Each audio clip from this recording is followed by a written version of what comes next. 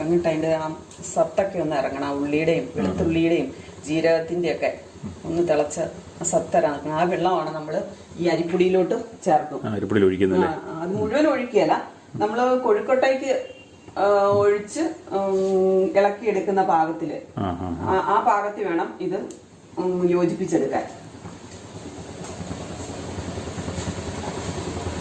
നമ്മുടെ വെള്ളം തിളച്ച് സത്തെല്ലാം ഇറങ്ങി റെഡിയാകുന്നുണ്ട്.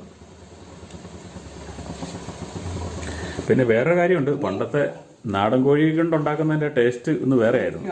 കുറേശ്ശെ ഒഴിച്ചാൽ മതി. അതിനു വെച്ചാൽ വെള്ളം കൂടിപ്പോയാലേ കുരുട്ടിയെടുക്കാൻ പാടായിരിക്കും. ഒന്ന് മിക്സ് ചെയ്തിട്ട് ആവശ്യം ഉണ്ടെങ്കിൽ